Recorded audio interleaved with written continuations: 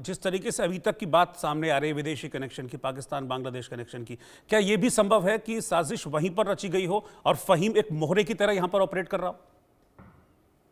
देखिए, संभव तो कुछ भी हो सकता है, पर मैं हम्म। समझता हूँ कि घटनाक्रम यहाँ पे हुआ। हम्म। और यहाँ क्यों घटनाक्रम इस दिशा में चला गया कि दो हम्म। समुदाय के लोग में टकराव हो गया, ये दूसरी बात। हम्म।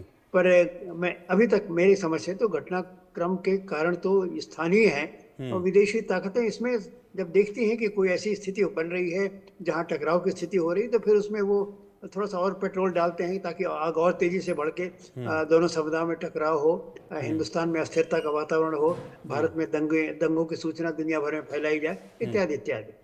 ठीक है, बहुत बहुत शुक्रिया सर आपका वक्त देने के लिए और डिटेल में बताने के लिए कि इस तरह के केसेस में एक्चुअली कैसे जांच की दिशा निर्धारित की जाती है। ये अब तय माना जा रहा है कि एक विदेशी कनेक्शन है इस हिंसा के पीछे जो कि नागपुर में भड़काई गई थी। ये भी पुलिस ने कह दिया था कि ये एक सुनियोजित साजिश लगती है।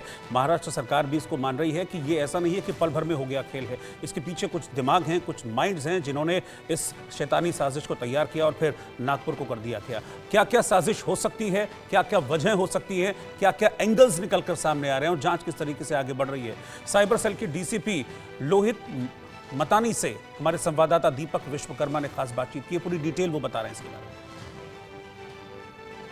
नागपुर दंगे के बाद लगातार पुलिस हरकत में है, कार्रवाइयां हो रही हैं। अब तो स्थिति ये आ गई है कि कुछ लोगों के ऊपर देशद्रोह का मामला दर्ज कर दिया गया है और जो सबसे प्रमुख नाम है जो चर्चाओं में था वो नाम था मतीन खान का।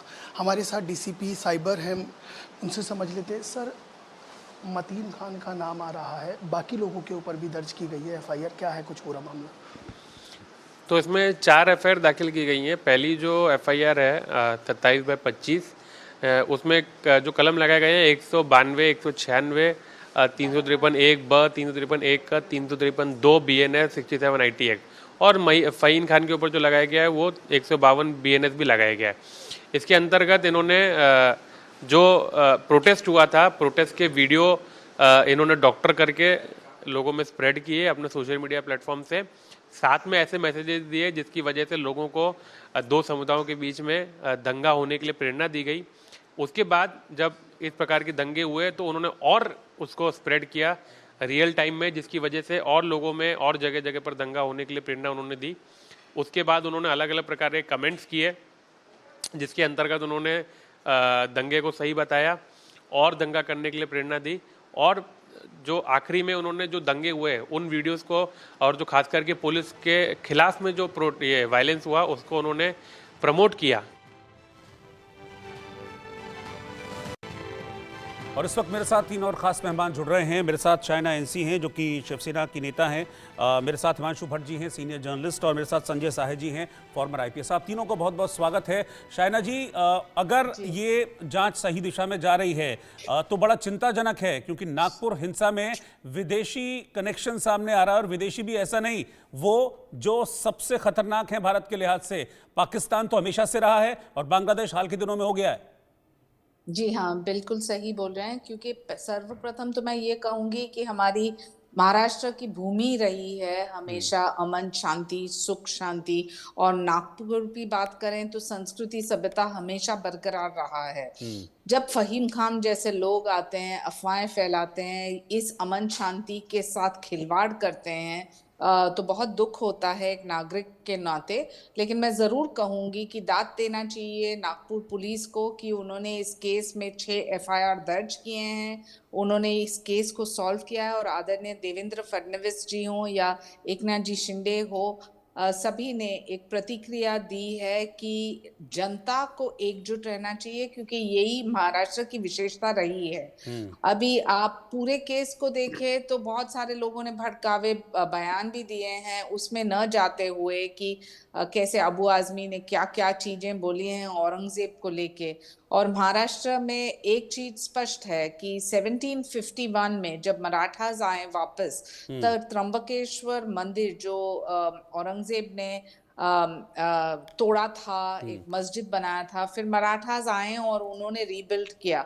तो ये एक भावनात्मक मुद्दा है, मैं नहीं मानती हूँ कि ये एक राजनीतिक मुद्दा है।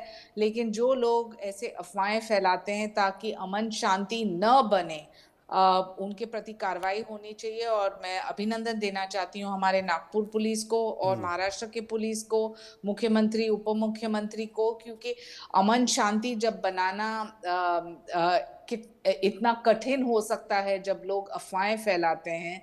और जैसे कि सुनील आम्बेकर जी ने राष्ट्रीय स्वयंसेवक संघ के तरफ से भी कहा, उन्होंने कोई औरंगजेब के ऊपर टिप्पणी नहीं कहा कि, बल्कि कहा कि समाज में एंटी सोशल एलिमेंट्स जो सोशल मीडिया का इस्तेमाल करते हैं, फेसबुक का इस्तेमाल करते हैं, भड़काऊ पोस्ट डालते हैं, टीयर गैस का इस्तेमाल करते हैं, पेल्टिंग करते हैं, और यहाँ तो हमारी एक महिला कांस्टेबल के साथ जो बेहाल किया, मैं मानती हूँ कि बहुत कड़ी सजा मिलनी चाहिए इन अपराधियों को, क्योंकि हमारे महाराष्ट्र की एक विशेषता हमेशा रहा है, वो था और हमेशा रहेगा सुख और शांति। ठीक है, मैं संजय साहे जी के पास चल रहा हूँ, फॉर्मर आईपीएस हैं। संजय जी, ये जो अभी तक चीज़ें निकलकर सामने आ रही हैं नागपुर में, अब तो विदेशी कनेक्शन भी सामने आ रहा है, हालांकि पुलिस उस एंगल पर जांच कर रही है, लेकिन जिस तरीके से चीज़ें हुई, ये दिखता है कि बड़े प्लान्ड वे में सारी चीज़ें थी और सब कुछ तैयार था और बस झोंक दिया उस दिन नागपुर को आग में। दो तीन चीजें बहुत साफ साफ नजर आ रही जी। कि पहले से कितना प्लान था या नहीं था वो एक अलग बात है, लेकिन जब ये प्रोटेस्ट हुआ सुबह, उसके बाद से जो इनको टाइम मिला उसमें अच्छे तरीके से प्लानिंग की गई और उसी के हिसाब से एग्जीक्यूशन हुआ। ये भी हो सकता है कि डिफरेंट कंपोनेंट्स जो हैं वो वहां उपलब्ध हैं, पहले से हैं, तो जब ऐसा मौका मिलेगा तो उसको साथ लाके एक तरीके का राइट किया जा सकता है, तो वो भी हो सकता है। जो सबसे इंटरेस्टिंग पार्ट मैं देखा अभी तक, जो पुलिस ऑफिसर्स वहां बात कर रहे थे और आपके रिपोर्टर ने जो रिपोर्ट दिया है जी, तो पहले हमारा एक होता था जिसको हम इलेक्ट्रॉनिक एविडेंस बोलते थे, एलिन। वो इलेक्ट्रॉनिक एविडेंस अब हो गया है open source intelligence. Open source intelligence वही जो आप दिखा रहे हैं कि फेसबुक पे है या उनके अकाउंट से ये, अब उस पे जो है ना स्पेसिफाइड टूल्स, बड़े क्लियर कट टूल्स हैं, उसको आप ऑपरेट करेंगे ना तो आपको कनेक्ट्स और पैटर्न्स मिलेंगे, क्रोनोलॉजी के हिसाब से, एक्टिविटी के हिसाब से, टाइमिंग के हिसाब से, लोगों के हिसाब से। तो जब आपको ये पैटर्न मिलता है तब जो है इन्वेस्टिगेशन को और भी क्लियर हो जाता है। इसमें एक और इंपॉर्टेंट चीज क्या है जी, कि जो केस इन्वेस्टिगेशन हो रहा है उसमें में पुख्ता एविडेंस मिलना चाहिए।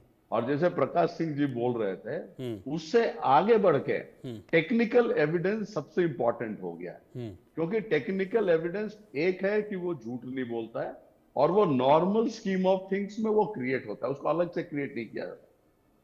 तो अगर टेक्निकल एविडेंस आपके साथ है तो केस को प्रूव करने में आसानी होगी और कन्विक्शन मिलने में भी आसानी होगी। अगर इनके तार पाकिस्तान और बांग्लादेश से जुड़े हुए हैं, अगर इसके तार इस तरीके से जुड़े हुए हैं, तो टेक्निकल रिसोर्सेज का इन्वेस्टिगेशन, अब जो एक इंटेलिजेंस या इन्वेस्टिगेटर है उसके साथ साथ उसका टेक्निकल नॉलेज, टूल्स का नॉलेज, सोशल मीडिया पे कैसे इन्वेस्टिगेशन होता है, ये सब इंपॉर्टेंट हो जाते हैं। तो फिजिकल और टेक्निकल को जो हम कनेक्ट करके आते हैं तो आपको पैटर्न्स मिलेंगे, कॉन्टैक्ट्स मिलेंगे, सब कुछ आपको मिलेंगे। तो उसमें एकदम क्रिस्टल क्लियर हो जाएगा कि कहां कैसे हुआ है, किसका इन्वॉल्वमेंट है, नहीं है, कितना है। ये लोग दूसरा क्या इस्तेमाल करते हैं कि वीडियो टेक्नोलॉजी यूज करते हैं, तो कहां डॉक्टर करना है, कहां काटना और किस ग्रुप को बढ़ाना है, वो तो हर एक आदमी अलग तरीके से समझता है। तो जिस ग्रुप को जिस तरीके का वीडियो भेजना है या मैसेज भेजना है वो क्राफ्ट किया जाता है। तो इनके साथ अगर जिस तरीके का इन्वेस्टिगेशन में आ रहा है तो बहुत ऐसे भी लोग होंगे जो टेक्निकल लोग हैं, इनको हेल्प सपोर्ट कर रहे हैं।